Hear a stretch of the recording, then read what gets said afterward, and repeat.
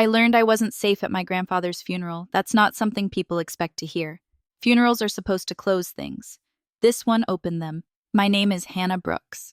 I was 29 that morning. I worked as an internal audit specialist for a construction firm in Fresno, California. I wore a black coat I'd owned for years and shoes that pinched by the second hour. None of that mattered. What mattered was where I was standing when the casket touched the ground. The cemetery sat just outside town. Flat land, dry grass trimmed too short, the kind of quiet that feels arranged. Samuel Brooks. My grandfather had lived a careful life. He deserved a careful ending. The pastor spoke. The wind moved the trees. The casket was lowered slowly, exactly on cue. That was when Mark Dalton stepped forward. Mark was my stepfather. He didn't wait for anyone to invite him. He reached down and unfastened the antique watch from my grandfather's wrist. Gold. Heavy. A family piece.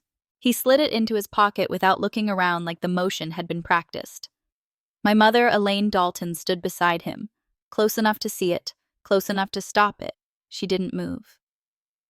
Behind me, Tyler Dalton, Mark's younger brother, leaned in and said quietly, almost with relief, "Finally over." No one corrected him. No one said anything at all. People started to disperse the way they always do. Shoes pressed into gravel, low voices, polite distance. I stayed where I was. I watched dirt settle. I counted breaths. I did not speak. That was when a hand touched my elbow. Calvin Moore, my grandfather's private attorney. I had met him twice before. He didn't smile. He didn't offer condolences. He pulled me a step away from the others and spoke close to my ear so no one else would hear. "Your grandfather didn't die of natural causes," he said. His voice was flat, professional. "And if you make one wrong move, you will be in danger." I didn't ask him to repeat it. I didn't ask what kind of danger. I nodded once. Not agreement. Acknowledgement. He let go of my arm. He walked back to his car. Just like that.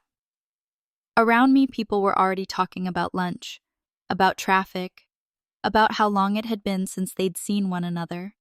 Mark laughed at something someone said. My mother adjusted her sunglasses. I stood there, empty hands at my sides, and understood something very clearly. Whatever my grandfather had left behind, it wasn't just an estate. It was a problem. And it had just noticed me. I didn't leave the cemetery with them.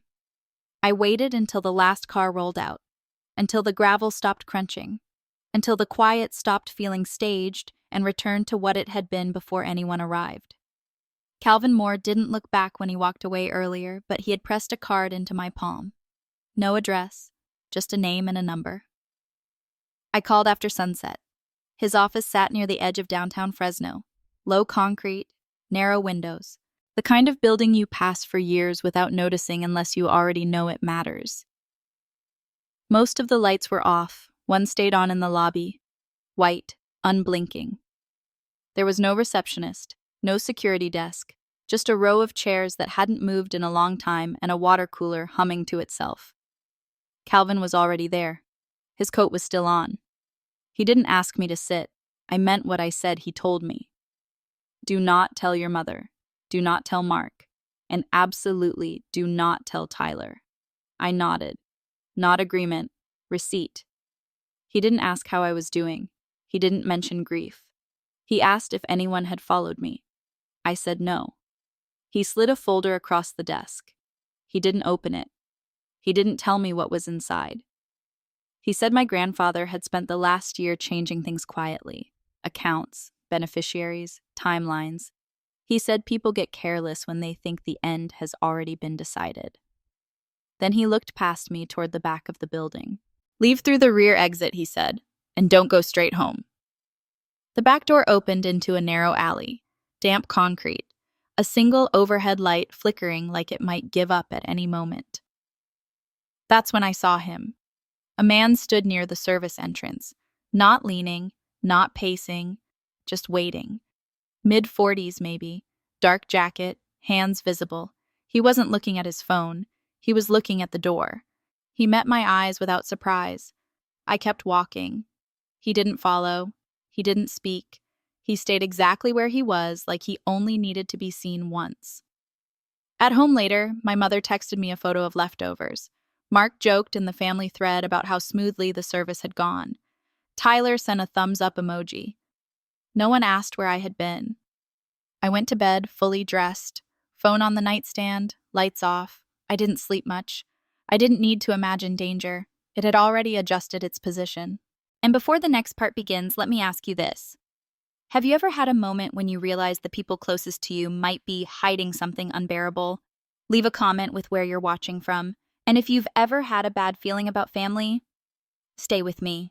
This isn't over. I went back to the cemetery the next morning, not for sentiment, for timing. People assume funerals end when the last flower wilts. They don't. They leave behind a vacuum. Conversations resume in quieter corners. Words loosen when the audience thins. The grounds were nearly empty. A groundskeeper worked near the far row. Somewhere close, voices carried low and unfinished. I recognized them before I saw them. My mother and Mark stood near the service shed. Too close, too focused. They hadn't noticed me yet. I stayed behind a headstone. I didn't lean in. I didn't need to. Elaine spoke first. We have to finish the paperwork before the doctor calls back. She said it like a reminder, not a question. Like something already agreed upon. Mark answered without turning toward her. She's not going to ask questions, he said. She never does. There was a pause, not hesitation, calculation. And if she does, Elaine asked. Mark exhaled, short, annoyed. Don't let her, he said. She doesn't need to know how this works. The words landed clean. No anger, no urgency, just management. I stayed where I was. Footsteps shifted nearby. Someone moved into my line of sight. Tyler. He stood a few feet away, back turned, pretending to smoke. The cigarette wasn't lit. He raised it anyway, lowered it, raised it again. His shoulder blocked the path between me and them. He didn't look at me. He didn't need to. Behind him, my mother laughed softly at something Mark said. A sound she used when she wanted to signal agreement without commitment. The laugh faded. Papers rustled. A pen clicked. I stepped back. Quietly. Gravel barely moved. No one followed. At home later, the house felt unchanged. That was the point. Elaine moved through the kitchen like she always had. Mark watched the news too loudly. Tyler dropped his keys on the counter and asked if there was coffee. No one mentioned the cemetery. Mark asked if I was holding up. Elaine said I looked tired. Tyler said funerals made everyone weird. I nodded. I poured coffee.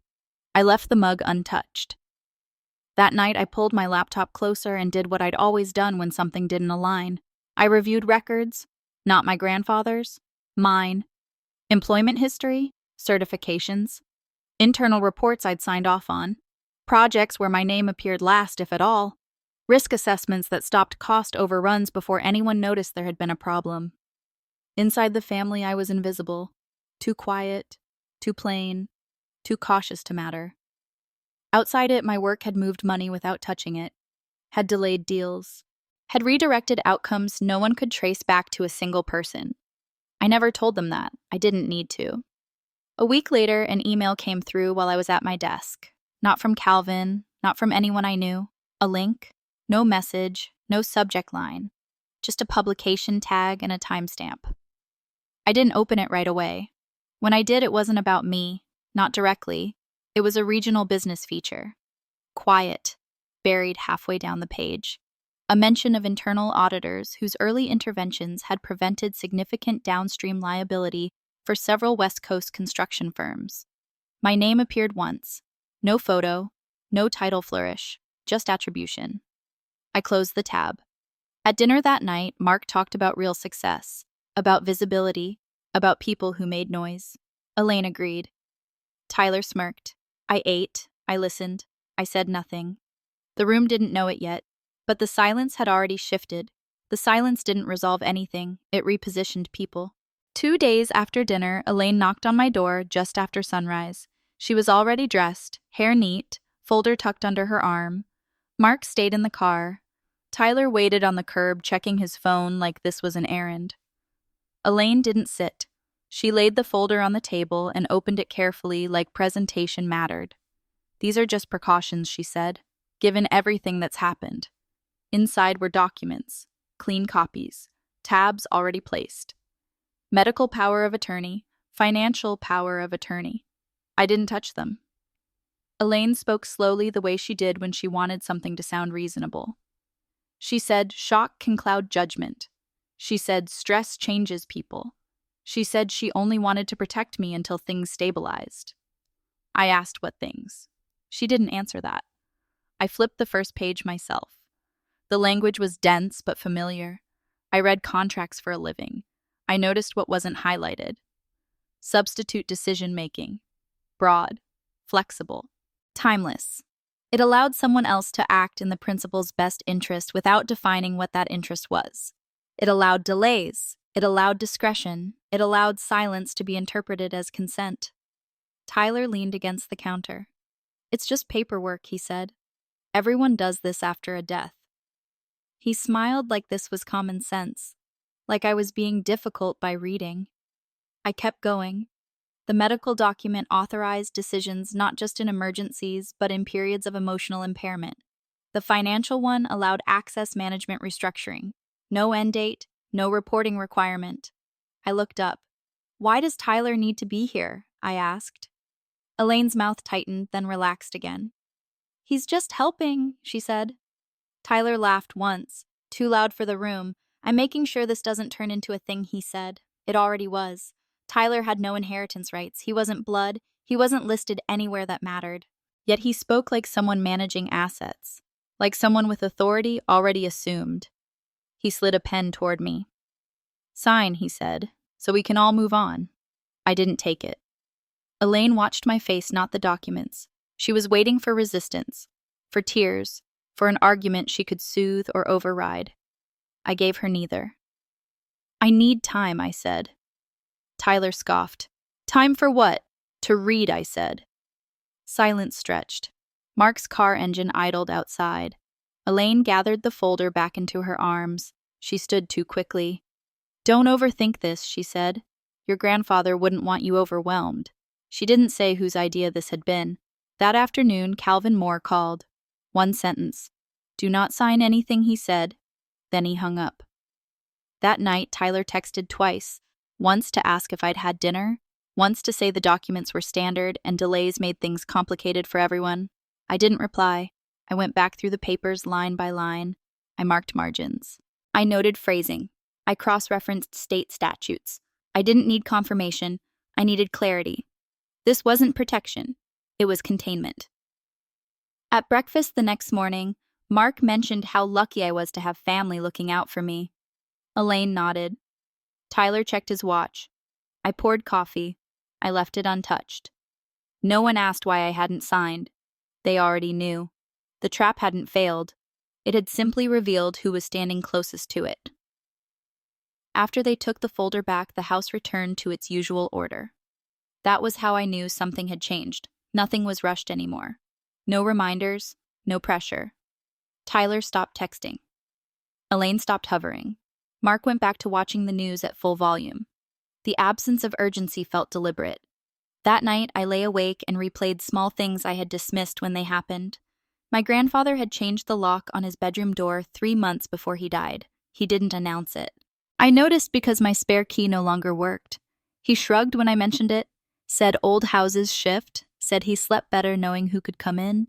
He started keeping his medical records in a separate folder, not with the rest of the household papers, not labeled, just a thin envelope he carried between rooms and slid into a drawer when visitors arrived. Once I asked if he wanted help organizing it. He said no, said it was easier this way. After dinners, he complained of dizziness. Not dramatic, just enough to mention while clearing his plate. He stopped finishing his wine, switched to water. Elaine told him he wasn't drinking enough. Mark joked about age catching up. Tyler laughed and offered to pour him another glass anyway. My grandfather didn't laugh back. One evening I found him sitting alone on the porch. The light was low. Bugs hovered near the bulb. He held his watch in his hand instead of wearing it. The antique one Mark would later pocket without pause. He didn't look at me when he spoke. If something happens to me, he said, don't rush. I waited. People show their intentions very quickly when they think they're being helpful, he continued. That's when you should slow down. I asked what he meant. He shook his head. Small movement. Final. Just don't trust anyone who seems too eager, he said. At the time, I thought he was talking about grief, or paperwork, or the way families circle after a death. I nodded. I didn't ask more. I told myself I was being practical. Now, lying in the dark, I understood he had been documenting something. Not on paper. In behavior. The lock. The folder. The watch. The warnings framed as advice. He had known the danger wouldn't arrive loudly. It would arrive as concern. The next morning, Elaine asked if I wanted breakfast. Tyler asked if I needed a ride to work. Mark said I looked better rested. I declined. I took my coffee to the sink and poured it out untouched. At my desk later, an industry alert came through. A weekly digest I usually skimmed. Halfway down, a familiar name appeared again. Not mine this time. My grandfather's former firm. Mentioned in connection with a retrospective audit that had quietly prevented a major acquisition from moving forward years earlier. The analysis cited internal resistance flagged by an unnamed auditor. I knew who that had been. My grandfather had asked me to look at the numbers, casually, as a favor. I had found the issue, he had handled the rest. No credit, no noise, just a stopped outcome. That was his pattern. That evening, I watched Elaine watch me. Tyler hovered, pretending not to. Mark talked about how complicated estates could get when people overthought things. I listened. I said nothing. They still believed I hadn't noticed. They were wrong. The signs hadn't been invisible. I had just been taught not to see them. And now that I did, the silence in the room wasn't empty anymore. It was full of instructions. Once I stopped pretending the signs were coincidence, the house became readable. Every drawer had a history. Every pause carried intent. I waited until Elaine and Mark left for dinner with friends. Tyler went with them. He said he needed air. He didn't look at me when he said it. The car pulled away. The driveway went quiet. I went upstairs. My grandfather's room had been kept exactly as it was. Elaine called it respect. I recognized it as control. The bed was made too tightly. The curtains never moved. The door stayed closed. The lock had been replaced. I knew that already. I used the old spare key anyway. It still worked on the inside latch. He must have changed the exterior cylinder only. A partial measure. Intentional. Inside the air was stale. Not dusty, just unused. I opened the dresser. Nothing. I checked the nightstand. Empty. The obvious places had been cleared. The file drawer under his desk resisted when I pulled. I knelt. Used both hands. It opened with a low scrape. At the back sat a small notebook. Plain cover, no label. Inside were dates, times, short lines written with care, no commentary, no conclusions. Dizziness, nausea, blurred vision, always followed by the same note. After dinner, most entries ended there. Some added one more line, prepared by Elaine. I turned the page. The handwriting shifted, still his but less steady. A name appeared once, then again, then scratched out, written again, crossed through harder. Mark. The ink dug into the paper. The last strike bent the page. The letters shook. Not fear. Fatigue. I closed the notebook and replaced it where I found it. In the corner of the room, my grandfather's tea set sat untouched. He drank tea every night. Chamomile. Loose leaf. He insisted on it. I opened the tin. Inside the tea was a small glass vial. No label, no cap. Just a thin layer of white residue clinging to the bottom. Not sugar. Too fine. Not salt. Too dull. I didn't touch it. I closed the tin exactly as it had been. Downstairs, the clock in the kitchen ticked louder than it should have. I washed my hands. I stood still until my breathing matched the sound. When they came home later, Elaine asked if I'd gone out. Mark said traffic was terrible. Tyler kicked off his shoes and asked what was for dessert. I said nothing. No one noticed the drawer had been opened. No one checked the tea. At my desk the next day, I didn't tell anyone what I'd found. I didn't need to. Evidence doesn't require witnesses to exist. I made copies, photographs, metadata intact, dates preserved. I stored them where they wouldn't be found. That evening, Mark commented on how quiet I'd been lately. Elaine said grief takes different forms. Tyler joked that I was finally learning to relax. I poured tea. I didn't drink it. They thought silence meant compliance. They were wrong. My grandfather hadn't left me a confession. He'd left me a timeline. And timelines don't argue.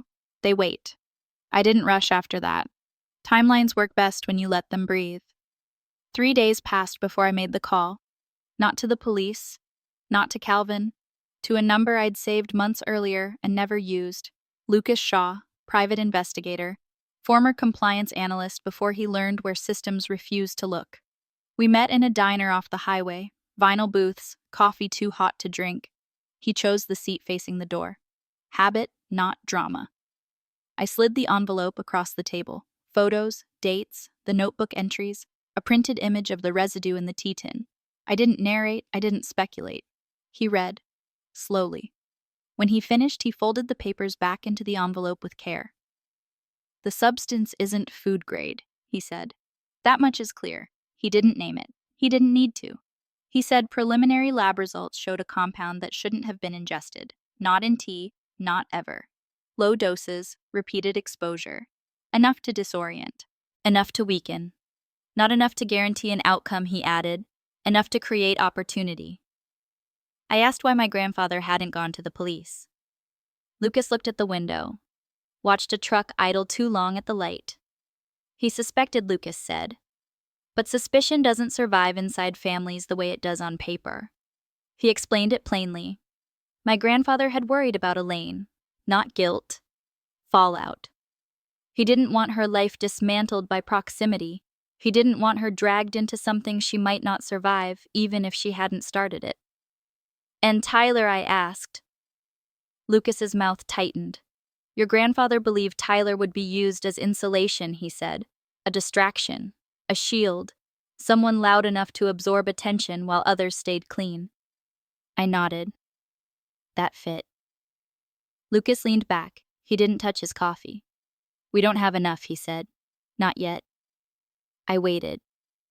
If you continue, he said, it becomes dangerous. People who rely on silence don't adapt well when it breaks. I asked what he recommended. He didn't answer that. He asked instead who else knew. No one, I said. He nodded once. Keep it that way, he said. When I got home, Elaine was on the phone. She lowered her voice when she saw me. Mark watched from the couch. Tyler scrolled on his phone feed on the table. Elaine hung up and smiled. You look better, she said. Getting out more, I said nothing. Mark talked about an article he'd read, about how success attracts resentment. Tyler joked that people see conspiracies everywhere these days. I listened. I cleared my plate. I left the room quiet. Later that night, an email arrived from Lucas. No subject. One line. We're not finished. But we're exposed now. I didn't reply. I shut the laptop. I turned off the light. I lay still and counted the sounds in the house. Pipes, footsteps, a door closing softer than necessary. This was the point my grandfather had tried to avoid, the moment when knowing became movement. There would be no confrontation, no raised voices, no dramatic reveal, just a narrowing of space. And somewhere inside that narrowing, someone would realize the silence no longer belonged to them. After Lucas warned me, I did the opposite of what they expected. I agreed. 2 days later, I told Elaine I was ready to sign. I didn't explain what had changed. I didn't apologize for the delay. I said it calmly, like a logistical decision. Relief moved through the house too quickly to hide. Elaine brought the documents back that evening. Same folder, same tabs. Tyler hovered closer than before. Mark stayed quiet, watching my hands instead of my face. I signed. Not everywhere, not fully. Lucas had prepared the pages in advance, ink that looked permanent but wasn't, signatures that held long enough to pass inspection and fail under scrutiny, a delay built into the document itself. Elaine didn't read. Tyler didn't either. Mark nodded once like a box had been checked. That night, Lucas came by after midnight. He didn't use the front door. He never did. The camera went into the kitchen, small, silent, angled toward the counter where tea was prepared, where meals were assembled, where routines lived. Nothing dramatic, just observation. To buy time, I suggested a family dinner, a small one, a memorial of sorts. Elaine agreed too quickly. She wanted closure. Mark wanted normalcy. Tyler wanted to watch. I cooked. That alone shifted the room. Elaine asked why I didn't let her handle it. Tyler joked that I'd burned something. Mark said nothing. The meal moved slowly. Plates clinked. Silverware paused between bites. Conversation stayed light and thin. Elaine kept glancing at the clock. Tyler checked his phone under the table. Mark asked if anyone wanted wine. I declined. Halfway through dessert, Elaine's patience slipped. We should finalize everything tomorrow, she said. There's no reason to wait now. I nodded. I kept eating. Later that night, I went to bed early, phone face down, door unlocked. I woke to movement. Not sound. Pressure. Tyler's hand slid into my coat pocket on the chair beside the bed. Careful. Searching. He froze when I shifted. I didn't open my eyes. He found the USB. Small. Unmarked. He pulled it out and stood there longer than necessary, weighing it. Then he left. In the morning, Tyler acted lighter. Less guarded. He cracked jokes. He teased Elaine. He told Mark I'd finally come around. He didn't mention the USB. He didn't understand what he'd taken. At work, my inbox filled with alerts I hadn't triggered. Access attempts. File scans. Someone curious but unskilled. Lucas texted once. He has it, he wrote. He doesn't know what it is. That was the point. The USB wasn't the evidence. It was a mirror. It held decoy files, old audits, redacted notes. Enough to feel dangerous without being complete. The real data stayed where it belonged. That evening, Elaine snapped at Mark over nothing. Tyler paced. He kept checking his phone like it might accuse him. The camera watched the kitchen. Hands moved. Cups were set down. A drawer opened. Then closed. No powder appeared. No tea was poured. They were adjusting. And for the first time since my grandfather died, the house didn't feel like it was waiting on me. It felt like it was watching itself. Silence settled into the corners. Not empty. Alert. They thought I had complied. They didn't realize I had changed the direction of the trap. All that remained was to let them step further into it. The house didn't relax after the trap shifted. It tightened. Elaine announced dinner the next night as if it were an obligation. Not a gesture, a deadline. She chose soup. Simple, familiar, the kind of meal no one questions. Mark locked the back door before we sat down. He said it was getting cold outside. He didn't look at anyone when he said it. Tyler positioned his phone on the counter screen dark, too deliberate to be casual. He said it was charging. The camera Lucas installed was already live. Elaine ladled the soup herself. She didn't let me help. She didn't let Tyler near the pot.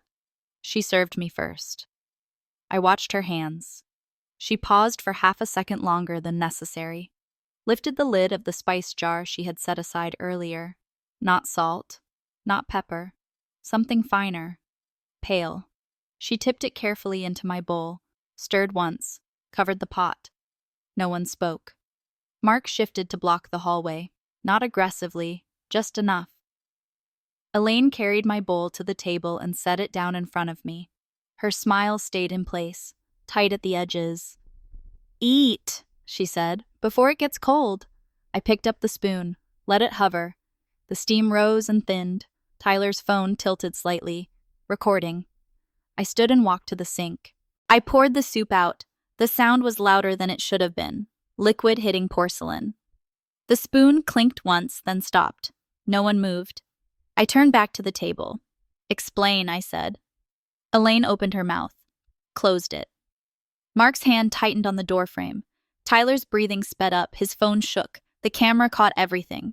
I didn't raise my voice, I didn't accuse. I listed facts, dates, symptoms, the notebook, the residue, the altered documents, the false signatures, the camera in the kitchen. I told them I had copies, that other people had seen them, that silence wasn't protection anymore. Elaine sat down slowly, her face drained. She said she was only trying to help. She said stress makes people misinterpret things. Mark didn't speak. Tyler broke first. "I thought it was just to make him sleep," he said. The words fell out wrong, too fast, too honest. I didn't think I thought it was medicine. I thought it was to calm him down. No one answered him. He looked at Elaine, then Mark, then me. "You said it was safe," he said. You said it was just to help. Elaine's hands folded in her lap, perfectly still. The camera watched. Mark stepped away from the door, just enough to show he knew it was over. I picked up my coat.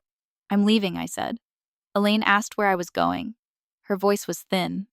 Somewhere this isn't happening, I said. No one followed. Outside, the night air felt clean. I didn't rush. I didn't look back. By morning, Lucas had the footage. Calvin had the documents. The rest moved on its own. I wasn't there when the questions started, when statements were taken, when timelines were compared, when cooperation became necessary. Weeks later, a headline crossed my screen while I was at work. A quiet one, not about a crime, about accountability, about a long-delayed investigation into misconduct tied to estate management and caregiver abuse. My name wasn't mentioned. Another article followed, business-related, a national outlet, a profile on internal auditors whose early warnings had prevented systemic harm, a sidebar citation, third-party recognition, no quotes, no embellishment, Forbes. At dinner that night alone, I ate soup. I cooked it myself. I finished every bite. The silence in the room didn't ask anything of me. It acknowledged what had already been decided. By the time the police arrived, the house already knew. There was no shouting, no scrambling, just the sound of tires stopping in the driveway and a knock that carried authority without force. Mark opened the door before the second knock. He stood aside as if this was another formality he could manage. It wasn't. Elaine didn't cry when they read her name. She didn't argue. She reached for her purse, then stopped when an officer told her to leave it. Her hands hovered, unsure where to rest. For the first time, she looked small. Mark spoke once, just one sentence. He asked for a lawyer. Tyler sat on the stairs. His phone lay on the step beside him. Screen cracked. He kept nodding while the officers spoke like agreement could shorten the process. When they mentioned cooperation, his shoulders dropped. Not relief. Calculation giving way. I stayed in the kitchen. The officers moved through the house with practiced neutrality. Cabinets opened. The tea tin was photographed. The documents were bagged. The camera came down last. No one asked me to explain anything. Everything already had a place. Elaine was arrested as an accomplice. The language was precise, not cruel. Mark was named the primary actor. The word conspiracy was used once. Tyler was told his cooperation mattered. He nodded again. I watched them leave. The door closed. The house went still in a way it never had before. Not tense, empty. I packed a single bag, clothes, laptop, the watch. My grandfather's watch was heavier than I remembered, gold worn thin at the edges. The face scratched from years of use, time still moved inside it, quietly, reliably. I didn't take anything else. Outside, dawn had started without waiting for permission. The street looked ordinary. Neighbors went to work. Dogs barked. Life continued. I drove until the city thinned. I didn't check the mirror. The legal process unfolded without spectacle. Charges filed, statements recorded, plea discussions. I wasn't present for most of it. I didn't need to be. What remained was the estate. My grandfather had structured it carefully. Trusts nested inside conditions. Assets that couldn't be redirected without leaving fingerprints. He had been patient. He had been thorough. I used what he left me the way he would have expected, not to settle scores, to interrupt patterns. The foundation was quiet at first. No announcements, no press. It provided legal aid and temporary housing to older adults trapped inside families that looked functional from the outside. It paid for evaluations, for exits, for time. It didn't use my name publicly. Months later, an article appeared, then another, about overlooked abuse, about financial control disguised as care, about professionals who had helped identify it early. I read them, I closed them. The house was sold, the street moved on. Sometimes I wind the watch. I don't wear it every day. I keep it in my pocket when I need weight to remind me where I came from. I never went back. There was nothing left to retrieve. Some endings demand a witness. This one didn't. It only required that I keep walking forward. And I did.